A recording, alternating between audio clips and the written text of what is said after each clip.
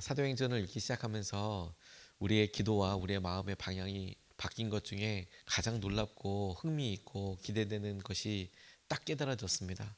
그게 무엇이냐면 우리가 한 번이라도 더 성령에 대해서 이야기하고 그리고 성령께서 하시는 일에 대해 기대하게 되었다라는 점입니다. 사도행전에 나오는 본문 자체가 성령께서 하실 일을 기다리고 또 그 일을 우리가 주목하다 보니 우리의 기도와 우리의 간절함 가운데 성령, 그 단어, 성령이 하시는 일, 그 일에 대한 기대, 이런 일들이 더 많아지고 더 기도하게 되고 더 갈망하게 되었다라는 것 자체만으로도 저는 너무 기쁘고 큰 기대가 된다고 싶습니다.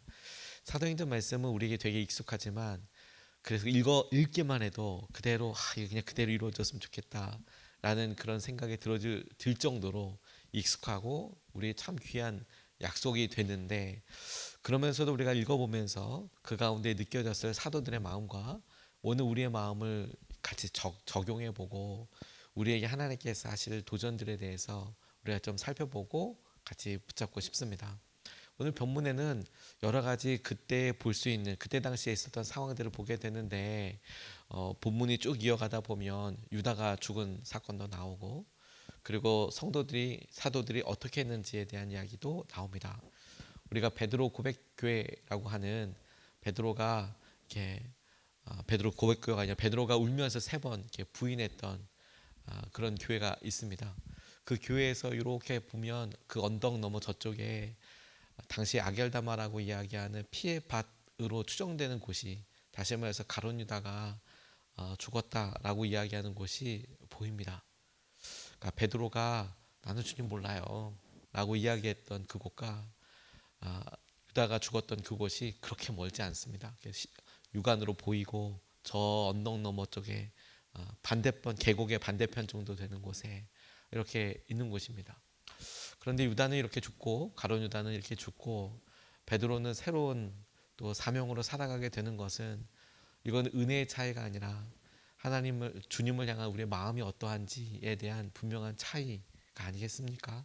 그리고 그 미세한 차이, 은혜의 차이가 아니라 우리의 연약함에도 불구하고 그 미세한 차이의 결정적인 핵심은 저는 기도라고 싶어요. 기도라고요. 울면서 끝나는 게 아니라 주님을 향한 새로운 마음, 그 마음을 붙잡는 것이라고 싶습니다. 사도들과 제자들이 예수님의 말씀을 들었고 그 약속을 붙잡고 기다리면서 그냥 가만히 있었던 것이 아닙니다. 그냥 버티고 가만히 있는 것이 아니라 말씀대로 이루어지기를 기다리면서 모여 있었다라는 점이, 그들 가운데 우리는 똑같은 거 아닌가? 라고 싶지만 아니요. 그들이 기다리면서 모여 있었어요. 어떻게든 함께 있고 그들의 마음을 조금이라도 보았죠. 그런데 여러분, 이렇게 모여 있을 때 불안한 사람, 그리고 계속해서 힘들고 어렵고 부정적인 한 사람들 분명히 있기도 했을 것 같습니다. 근데 이렇게 모여서 아니야, 주님이 오셔, 주님이 오셔. 그들이 외적으로는 아무 행동도 안 하는 것 같았지만 그들이 이렇게 기대하면서 모여 있었다라는 점과 그날의 허락된 특별한 은혜를 기대하고 있었다. 주님께서 말씀을 주셨으니 이렇게 이루어질 거야 라고 생각하고 있었다라는 점이 중요한 부분입니다. 아무것도 안 하고 있는 시간이 아닙니다.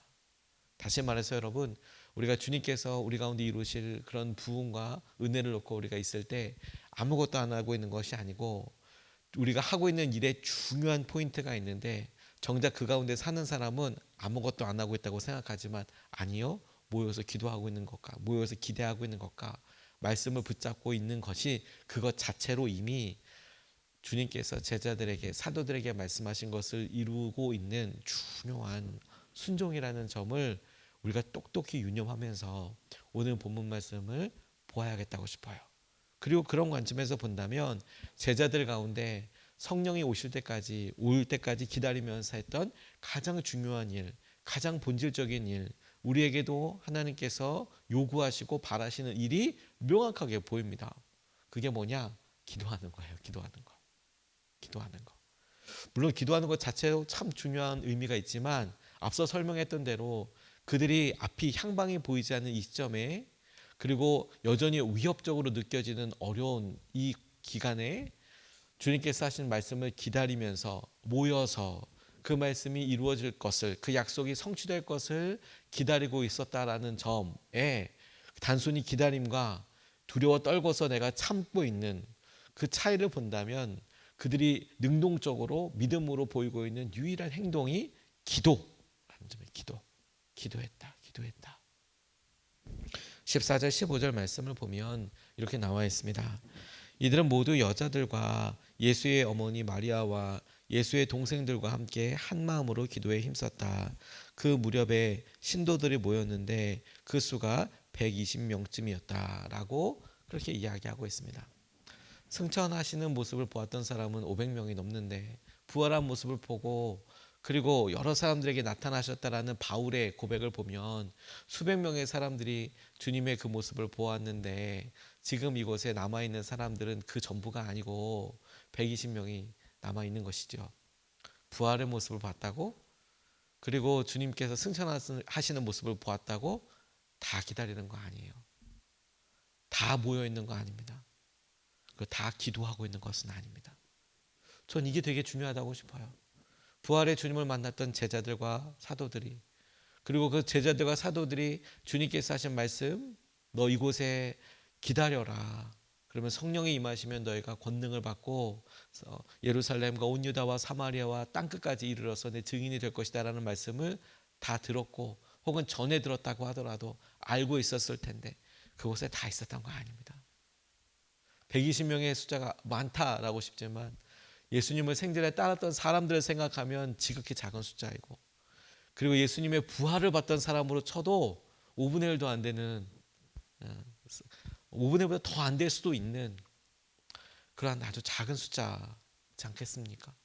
근데 그들이 지금 남아있다라는 것보다 기도하고 있었다, 기도하며 모여서 남아있었다라는 점이 중요한 것이죠.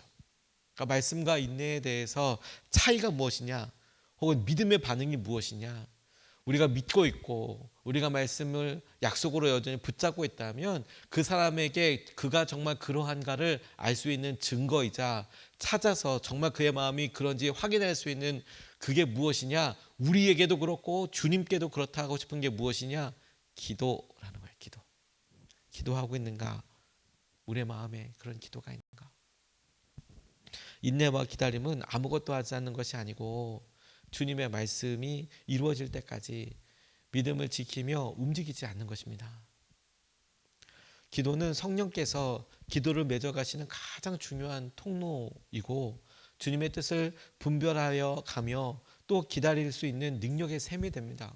오늘 내가 기다릴 수 있고 오늘 내가 참을 수 있고 오늘 내가 여전히 소망을 잃지 않을 수 있는 이유는 내가 오늘 기도했기 때문입니다. 내가 오늘 기도했기 때문. 기도는 무기력한 것이 아니라 그것 자체로 이미 아름다운 승리가 됩니다. 이미 그것 자체로. 제가 기도에 대해서 새롭게 배우고 깊이 개인적으로 경험하게 되었던 것은 제 첫 목회지, 담임 목회지였던 곳에서 기도하는 것 때문이었습니다. 저희 교회 성도님들이 많지 않았는데 그 성도님들 가운데에서 새벽 기도를 참 나오시는 귀한 성도님 한 분이 계셨어요. 저희 마을이 새 마을이 합해도 43명밖에 안 됐다고 여러 번 말씀을 드렸는데 교회 근처에서 그래도 걸어서 나올 수 있는 분들은 한 12명 정도 그 정도밖에 되지 않았습니다. 차를 타고 좀 내려가야. 그런데 저희 새벽 예배는 새벽 4시였거든요. 이유는 그 마을에 버스가 4번 하루에 들어오는데 그 첫 차 타야 읍내로 나가서 공공 근로라도 일자리를 잡을 수 있는데 그 새벽 첫 차를 타려면 4시에 예배를 드려야 집에 가서 밥하고 준비해서 그래서 먹고 첫 차를 타고 나가실 수 있는 거예요. 그래서 제가 몇 번이도 5시에 하면 안 되겠냐고 이렇게 얘기를 해봤지만 그 버스 시간 때문에 되지 않더라고요. 그래서 아침에 올라오실 때 그 성도님이 새벽 2시 반에 이렇게 오셨어요. 그래서 산꼭대까지 올라오는데 저는 제가 걸어왔을 때는 1시간 정도 조금 넘게 걸렸는데 그분은 축지법을 쓰시는지 여성분이었는데 한 40분 이 정도밖에 안 걸린다고 얘기를 하세요. 저는 이렇게 올라오는데 시간이 꽤 걸리더라고요. 그리고 이게 언덕이어서 대단한 고바위였습니다. 그래서 이건 뭐 모시고 오는 거는 처음에 이렇게 모셔서 새벽이니까 껌껌하고 혹시라도 산짐승 나올 수도 있으니까 그래서 처음에는 모시러 갈까? 몇 시 오시나? 라고 이렇게 보니까 이분 2시 반에 온다는 걸 알게 됐어요. 그래서 이제 포기. 2시 반에 모시러 가는 거는 저도 자야 되잖아요. 그래서 이제 2시 반부터 이분 기도하시고, 그리고 이제 4시에 새벽 예배 딱 시작해서, 그래서 뭐 30분 정도 이것저것 딱 끝나고 나면 그럼 바로 그분을 모셔다 드렸어요. 모셔다 드리고 내려갈 때 또 빨리 가셔야 되니까 모셔다 드리고 다시 올라와서 저는 이어서 기도를 했죠. 그러면 이제 그때부터 계속 앉아서 기도하는데, 성도들 이름 다 불러서 기도해도 그 몇십 분 되지 않고, 마을 사람들 이름 다 아니까 다 불러서 기도해도 그거 그렇게 얼마 되지 않아요. 43명 이렇게 다 기도하고, 어르신들 기도 제목 뭐 이런 거 이렇게 기도해도 많지 않고, 교회 뭐 이런 거 계속 기도할 때. 근데 그런 일에도, 그런 일상 가운데서도 중요한 문제, 그 걱정거리들이 생길 수 있지 않습니까? 당시에 제 전임 목사님이 교회를 참 아름답게, 어떻게 이런 곳에 이런 아름다운 교회가 있을 수 있을까 싶을 정도로 정말 아름답게 교회를 건축하셨었어요.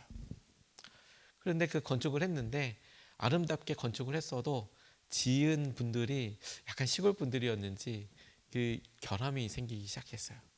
다른 것도 아니고 방수 이런 쪽에. 그래서 벽지를 정성스럽게 한지로 다 이렇게 발라놨는데 너무 아름다운 그런 교회였어요. 그래서 그러니까 왜 전면에 조령산이 보일 수 있도록 이 전면을 전부 다 유리로 이렇게 꾸며 놓으시고, 그리고 천정을 고운 한지로 핑크빛, 약간 핑크빛 도는 한지로 이렇게 하시고, 이분 손기술이 좋으셔서 이 강대상도 그렇게 한지로 예쁘게 이렇게 쌓아 놓으시고, 막 이런 그런 교회였는데, 문제는 뭐냐면 방수가 안 돼서 비가 오면 비가 새는 거예요. 그럼 여러분, 곰팡이가 쓰고 그러면 참 보기 싫고 건강에도 좋지가 않잖아요. 근데 이거 종이 한지로 이렇게 되어 있는데 비가 오면 참 이거 걱정이 되는 거죠. 장마가. 그러니까 이제 곧 장마가 온다고 이게 광고, 이게 일기예보가 뜨는데 마음이 너무 어려운 거죠. 왜냐하면 교회에 재정도 뭐 바라볼 사람도, 그리고 광고는 같이 기도해 달라고 이야기를 성도들과 하는데, 그 시골에 교회에 그 방수공사를 놓고 같이 기도만 정말 해주시는 거지, 관심을 갖고 이렇게 같이 나서 주시는 분들이 쉽지가 않더라고요. 그래서 마침 주위에 공사하는 곳이 있어서 여쭤보니 100만 원 든다는 거예요. 100만 원. 인건비 빼고 그 공사를 제가 한다고 치고, 그리고 그런 여러 뭐 우레탄이나 그거 뿌리고 뭐 3겹인가 4겹인가 발라야 된다고. 그러면서 알아보니까 자기들이 싸게 사다 줄 수는 있는데 한 100만 원 정도 든다고, 목사님 직접 하셔야 된다고 이렇게 이야기를 하시더라고요. 근데 그게 어디 있습니까, 교회에. 그러니까 이제 기도하는 거죠. 근데 아침마다 이제 강단에서 기도하는데, 제가 그때 기도를 배웠다는 게 뭐냐면, 그분 모셔다 드리고 혼자 앉아서 기도하면 그런 기도에 대해서 엎어지면 막 눈물이 날 만큼 그렇게 기도가 나고 간절해지고 이러면 얼마나 좋습니까?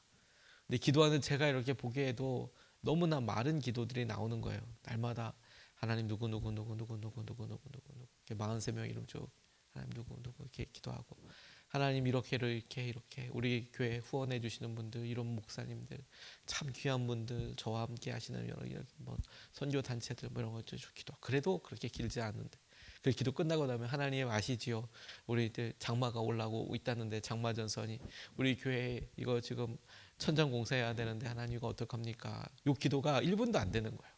한 번 더 반복하고 10번 반복해도 그렇게 길지 않은 거죠. 하나님 재정으로 채워주시든 뭐 사람을 보내주시든 장마 전선이 올라오고 있는데, 이렇게 막 5월, 6월 막 이렇게 되는 거예요. 6월 말이면 저희 장마 오잖아요.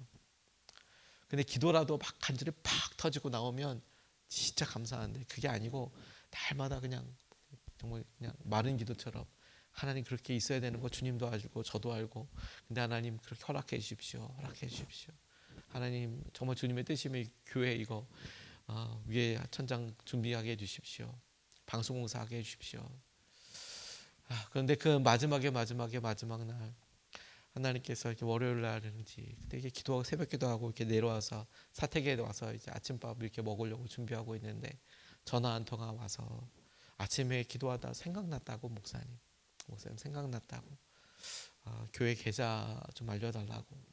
그래서 이제 전후 사정도 전혀 이야기하지 않고 그냥 그렇게 기도하면서 알려드렸는데 딱 정말 방수공사할 만한 금액이 이렇게 헌금이 되어서, 그래서 주위에 있는 그 인부분들한테, 현장 소장님한테 가서 이렇게 사정을 말씀드리고, 교회에서 이렇게 하면 어떻게 하면 되겠냐고, 어떻게 하면 되냐고 그렇게 여쭤보고, 그리고 그 혹시 그거 좀 사다 구입해 줄 수 있겠냐고, 그거 사러 제가 어디 나가서 이렇게 할 수는 없어서 이렇게 일감 이렇게 입고 들어올 때 혹시 그렇게 좀 구입해 줄 수 있겠냐고, 그분이 정말 염가로 자기들 구입하는 것들을 이렇게 해주시고, 그래서 교회에 이런 사정을 말씀드렸더니 집사님과 그 집사님도 어떻게 하는지 알려주시고 짬짬이 도와주시기도 하시지만, 올라가서 고소공포증이 있는데 그 외벽으로 타고 올라가가지고 그거 이렇게 뿌리고, 그러면서 참 너무 감사하고 하나님께서 함께 하신다는 것을 느꼈던 그런 은혜가 제게 있어요. 그리고 그때 배웠어요.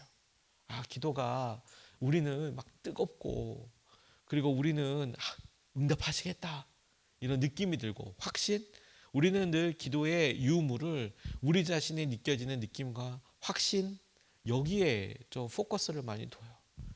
근데 주님은 어디에 포커스를 많이 두는지 아십니까?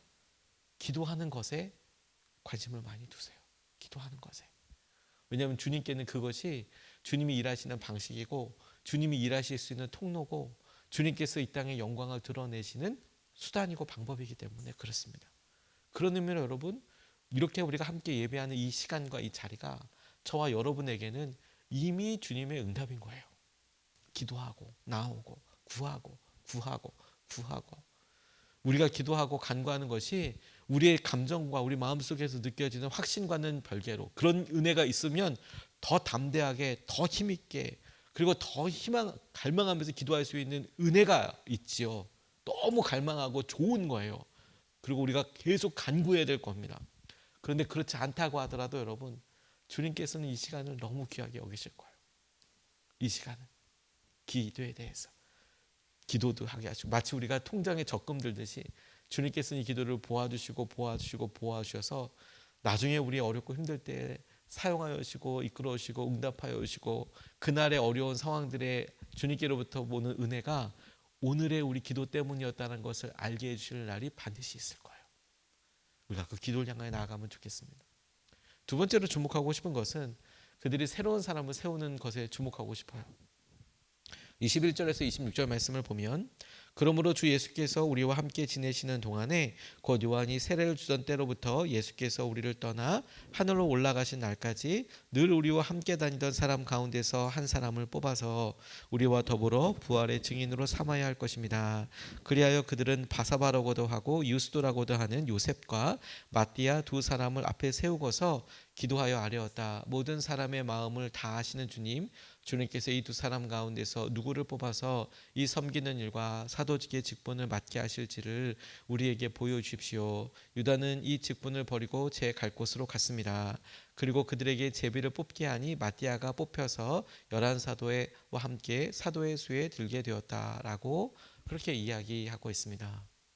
우리가 이 짧지만 이 읽은 말씀을 통해서 몇 가지 추측할 수 있고 알 수 있는 내용이 있는데, 주님이 활동하시던 그 초기부터 다녔던 함께했던 사람이 12명만은 아니었구나.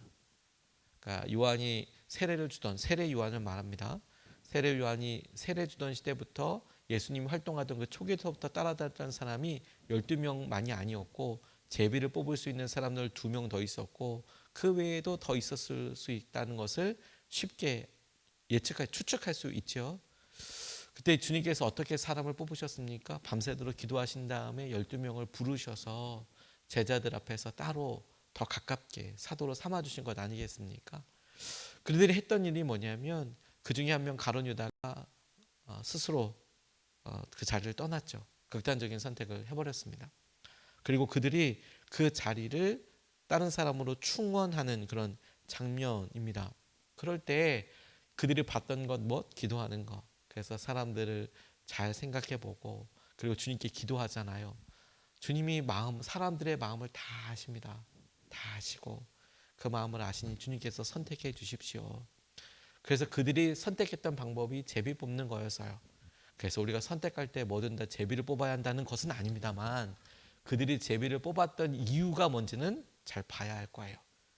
왜냐하면 성령께 의지하려고, 그래서 선택한 것이 제비 뽑는 거였어요. 그 당시에는 성령께서 다 아시니, 우리가 누가 더 친하기 때문에, 누가 더 일을 잘할 것 같기 때문에, 혹은 누가 더 뭐 어떻기 때문에, 상황이 더 좋기 때문에 뽑은 것이 아니고 제비를 뽑아서 주님이 세우신 사람이라고 믿겠습니다. 그걸 사도도 믿었고 그걸 그 당사자도 믿고 선출했다라는 점이 중요하죠. 그리고 여러분, 그들이 지금 이 상황이 좋은 건가, 지금 이 상황이 어떤 건가를 생각해보면 이 시기에 사람을 선출했다는 것이 갖게 되는 의미가 있어요. 이게 무슨 말이냐면 여러분, 지금 사람들이 막 환호하고 좋아하고 따라다니는 게 아니라 지금 숨어 있는 거잖아요. 있던 사람도 나가는 거잖아요. 지금 예수님을 따르던 무리들 중에서 제일 위축되고 제일 어려운 상황이 언제였는지를 찝어보라고 한다면 지금 이때 아닙니까? 주님을 따르고 열광하던 사람들 중에서 다 떠나고 예수님과 함께 했고, 그 예수님을 따르던 무리들, 사도들이 또 말씀을 전하고 이후에 선포하고 여러 가지 일들이 전도가 있을 텐데 박해와 어려움은 계속 있었습니다만, 그런데 그때 어느 시점에서 제일 힘들었던 시점이 어느 때냐라고 물어보면 박해가 있어서 교회가 흩어지던 시대보다 지금 이 시기가 더 힘든 시기 아닙니까? 따르던 사람들 다 떠났고, 그리고 핵심이라고 했던 사람도 다 떠났고, 부활을 받던 사람도 떠나고, 그리고 뭐 있을 만한 사람들, 또 승천하는 모습을 본 사람도 다 떠나고 120명 남아서 지금 기도하는데 120명 많다라고 이야기하지만 정작 예수님을 따르던 사람들의 입장에서 생각해 보면 가장 작고 가장 힘들고 가장 초라해 보이는 시기에 그들이 했던 일은 뭐냐면 사람을 세웠다는 거예요. 이 12명이라는 것이 가지고 있는 의미가 성경에 여러 발견됩니다. 근데 저는 그런 여러 의미들 중에서 이스라엘의 12지파처럼 그들이 생각했던 10이라는 특별한 의미가 있었거든요. 완전하다. 우리 12지파를 또 선교하려면 12명이 있어야겠죠. 한 지파당 하나. 똑같이 그들의 세계관, 당시에 이스라엘 제자들의 세계관은 전 세계도 그렇게 12개로 권역으로 나눠서 전 세계를 나갈 때 그런 중요한 조직들을 이제 자연스럽게 생각했거든요. 왜냐하면 12지파, 뭐 12 여러 가지로 이렇게 성경에 계속 나오는 그런 상징적인 숫자가 있지 않습니까? 그래서 그 숫자를 채우는데 굳이 그것을 하려고 준비했던 시기가 언제였냐면 제일 어렵고 제일 힘들 때 그 숫자를 채우고 준비하면서 기도했다. 그럼 여러분, 그 사람이 나중에 좀 형편이 좋아지고 성령이 임하신 다음에 120명 중에서 성령이 확 임한 다음에 그때 뽑아도 되잖아요. 근데 굳이 미리 뽑았을 때 차이점이 뭘까요? 그 사람이 그 이후에도 아마 그 공동체에 있었을 거예요, 마띠아가. 근데 굳이 성령이 임하기 전에 그를 뽑아두었을 때 그가 할 수 있는 결정적인 차이점이 뭘까요? 그에게 요구할 수 있는, 혹은 보고 이 차이가 있네라고 생각할 수 있는 건 뭘까요? 기도하는 거예요. 기도하는 거. 12사도로서 기도하는 거. 왜냐하면 그 이후에 성령께서 행하시고 이끌어 주시는 것을 우리가 또 보거든요. 없는 형편에서 제자들의 삶이 녹록해 보이지 않습니다. 근데 그들에게 기다림에는 은혜가 있었고 새로운 준비가 있더라는 거예요. 그리고 이걸 좀 우리가 같이 보면 좋겠어요. 그렇구나. 어렵고 힘들 때 주님께서 여러 것들 보시고 새롭게 세우시고, 그리고 주님께서 그래, 우리가 제비를 뽑아서 주님이 하실 일들을 보고, 그리고 내가 나아갈 일에 대해서 구하고 준비되고 함께 기도하고 하나님이 하실, 주님께서 하실 그 다음 일을 위해서 준비되고, 주님께서 예배하신 그 시점과 그때에 놀랍게 일어나 함께 예배하고 함께 주의 놀라운 은혜를 누릴 수 있도록 우리가 마음을 모으고 기도할 수 있으면 좋겠습니다.